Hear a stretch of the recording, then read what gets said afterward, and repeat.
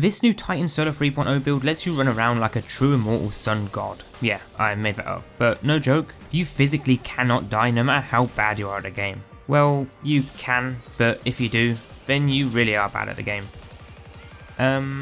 Let's maybe ignore that. Now, assuming you don't get double tapped by ads that are 30 power higher than you should be good, because I've used this build in both a legend version of this lost sector and a master version, while 30 under the recommended power level, which is close to the same feel as a GM, the hardest difficulty mode in the game. And the fact that you can actually run around in these endgame activities just surviving crazy amounts of incoming fire is just beyond stupid. I thought void builds were broken, but this is a whole new level. Quick shout out to USMMO for sponsoring today's video. They sell cheaper Destiny 2 Silver on Steam, so if you're interested, the link is below along with the discount code. Now Titans, be sure to comment what you think of this build or what Titan build you're currently rocking and prep those hammers to throw, because things are about to get real hot. Roll the intro.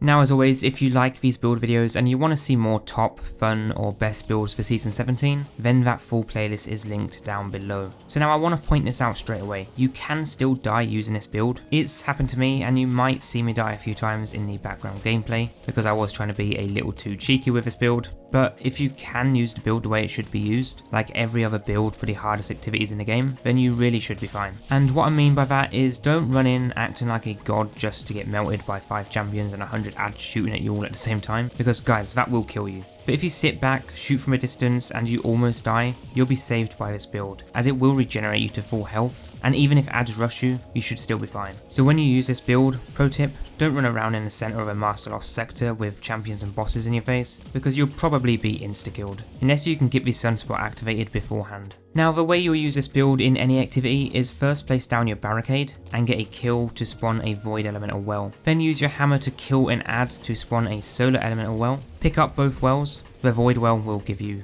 the well of tenacity, a 25% damage reduction, and the solar well will give you a 25% increase to weapon damage. On top of this, you'll have the radiant effect, Soul Invictus, restoration, and roaring flames buffs all active at the same time. Radiant increases all damage by 25%, essentially acting like an empowering buff, meaning it can stack with other debuffs and elemental well buffs. According to my research, it can stack with high energy fire and global buff sources like a Ward of Dawn, but if I'm wrong, let me know in the comments. Regardless though, it stacks with Font of Might, which we'll be using. Restoration will be applied every time you pass through a sunspot, giving you a constant healing effect. So that is how you'll use the build, and you'll just keep going chaining between the abilities while using your solar weapons to deal more damage. Now because we're using the Loreley helmet, that will automatically use our class ability when we go critical, and because we're using Reaping Wellmaker that spawns a void well when we use our class ability and then get a kill, well this does not work. You have to actually place the barricade down in order to spawn void wells, so make sure that you don't let your helmet eat your barricade, but even if it does, it's not a big deal because you'll get your barricade really quickly with this build setup anyway.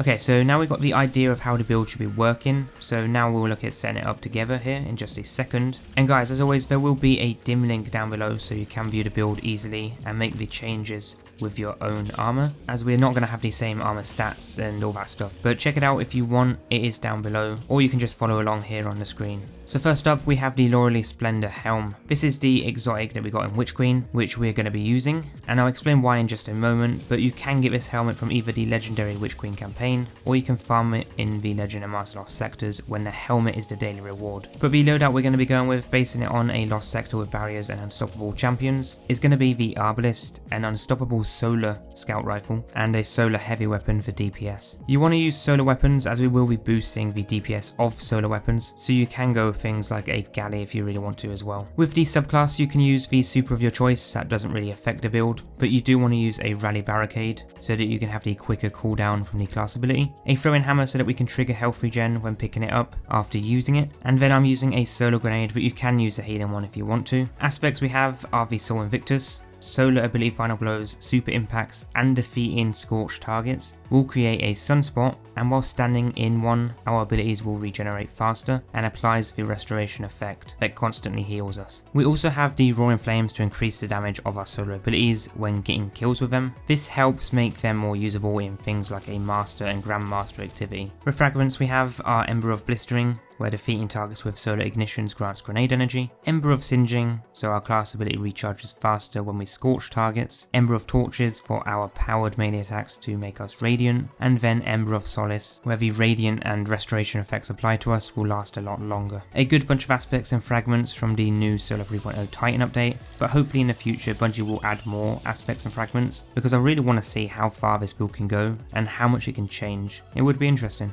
So back to the exotic Loreley Splendor Helm. This reads, when you are critically wounded with full class ability energy, or when you cast a barricade, you create a sunspot at your location with improved restoration effects. This exotic was broken as hell last season, then it got nerfed to the ground, and now it's pretty good again, so yeah.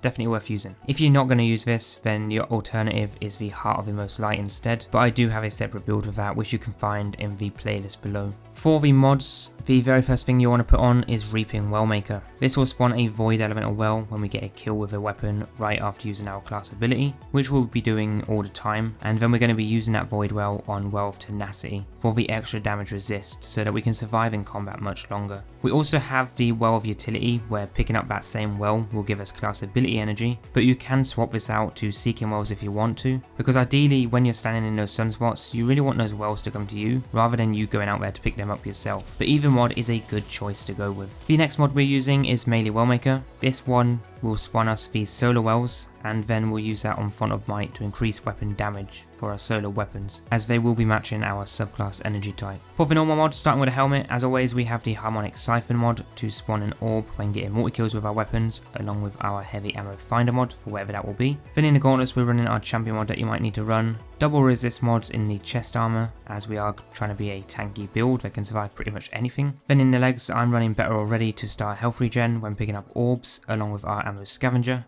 And then lastly in the class I'm running double utility kickstart mods for that extra class ability energy when we use it, and this will ensure that we have the barricade up before the previous one goes away, so that we're making use of those sunspots even more. So in the artifact, the only mods I would recommend using is the Withering Heat, because you can weaken champions using your hammer, which you can keep picking back up and throwing back at them again, so they are constantly weakened. Not a bad mod, but generally not needed if I'm honest. Otherwise you could go with Overload Grenades, but I think currently they are bugged. You could also go with Flame Harvesting to spawn solar wells on exotic final blows, and use weapons like a Prometheus Lens with Overload Trace Rifles, or an Ariana's Vow, or even a Sunshot, which would be pretty good to help add clear. There really are a lot of things you can use for this build, so let me know down below what you think is the best to pair with this one. Lastly though, the stats you want to max out are Resilience, Recovery, and then Discipline. Resilience and Recovery are really important because you want that plus 40% damage resistance, as well as the faster health regen and the class ability cooldown. Now overall this build is really effective, especially for solo players who want to run hard content flawlessly, like a Master Lost Sector,